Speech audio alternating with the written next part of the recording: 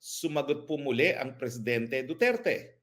Ang sabi, well, tumigil na akong paggamit ng fentanyl dahil gumaling na ako. At saka ang fentanyl, prescribe. Ang cocaine, prescribe ba yan? Sino nag-supply sa inyo? Siyempre po, lalong lumala ang word war sa panig ni Tatay Digong at ni PBBM. Pero ang Presidente Marcos, tikom naman, no? Hindi na sumagot. Ang huling sinabi niya is, I will not dignify that question nung tinanong siya tungkol doon sa aligasyon na siya daw ay drug addict. Mas matindi pa yung mga sinasabi ni Presidente Duterte sa kanyang press conference sa Davao, no? Na di umano ang pirma, yung charter change kung saan binibili nila mga lagda, ay para daw talaga mapahaba ang termino ng Presidente Marcos. At talagang idinawit ni Presidente Digong si Litza Araneta Marcos at si Speaker Romualdez dito sa sabuatang ito.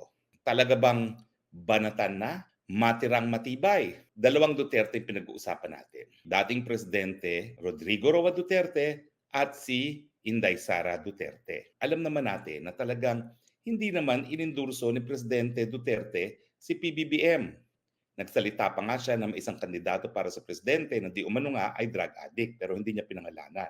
Ngayon lang siya nagpangalan. Malinaw na ang tinutukoy niya ay si PBBM. Pero si Inday Sara, sumapi naman siya sa unit team. Tingin ng marami, sumapi siya sa unit team bagamat tutulong ama niya kasi nga nais niyang patunayan na may sarili siyang tindig bilang isang tao at bilang isang politiko.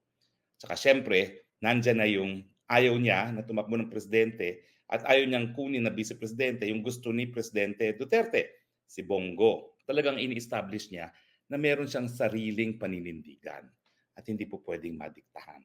Well, sa tingin ko po, alam ni PBBM na may ibang personalidad si Sara Duterte sa kanyang ama. Sa mulat mula naman po, malinaw sa kanya yan. Habang hindi talaga nagsasalita si Inday Sara laban kay PBBM at sa akin po ang direct order ni Inday Sara, huwag atakihin si PBBM. Kaya tingnan nyo naman as much as possible. At saka hindi talaga ako matake kay PBBM. No? Hindi natin inaatake. At ang sabi naman ng napakalapit kay PBBM, ang order naman daw ni PBBM, protect Sara, protect Sara. Na nakita naman natin nung nagtangka ng impeachment itong si Speaker Romualdez laban kay BP Sara. So sa tingin ko, buo pa rin yung unit team. Dahil yung mga principal, si PBBM at Inday Sara, nagre-respeto pa rin sa isa't isa.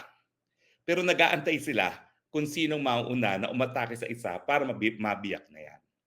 Kumbaga, ang tingin ko, hindi pa nga biyak ang unit team, papunta na ron, hindi lang natin alam kung sinong magbibiyak niyan. Pero sa parte kasi ng mga Duterte, parang meron silang mga hindi po pwedeng i-compromise.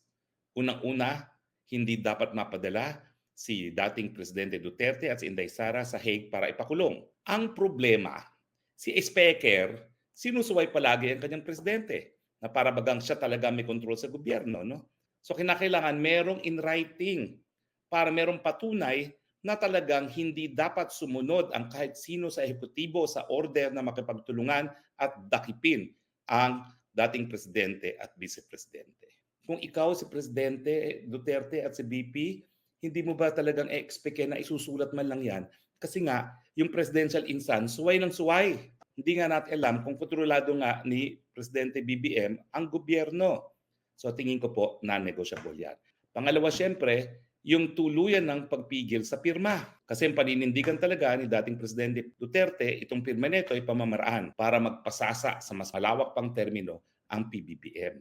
At matapos ni PBBM, si Speaker na magiging Prime Minister. At ang pamamaraan nila ay para tanggalin nga ang boses ng Senado. No? So sa akin, yan yung non-negotiable, itigil ang pirma. At siyempre, panahon na siguro para magkita ang mga Marcos at Duterte sa less formal na sitwasyon. Kasi nakikita naman sila puro ceremonial functions na hindi na nakakapagbiruan, hindi nakakapagtawanan, gaya nung kampanya. Alam niyo po talaga, napakasaya namin ng kampanya. Talagang bungis-ngisan ng bungis-ngisan si Inday Sara at saka si PBBM. Sana maibalik yung mga panahon na yon na may ganyang rapport. Kung magagawa ito na isusulat, in writing yung non-cooperation, ititigil ang pirma at magkaroon ng pagkakataon na magkaroon ng informal socials yung mga Marcos at Duterte, tingin ko hindi naman dapat mabiyak ang samahan. Kinakailangan mag-cooperate din si FL. Kasi kung siya naman ay nakikipag ayos yung dalawang principal at maghihimasok siya at tututol siya dahil hit na niya talagang Duterte, walang mangyayari. Not that naghihimasok si FL, pero bilang isang may asawa din po, alam ko ang influence ng asawa. Kung tututulan talaga ni FL Lam yung pag-iisa ng unit team, mabibiyak po talaga yan. Huwag naman sana mabiyak ang unit team. Alam ko po yan, na yan ay pangarap sa ngayon.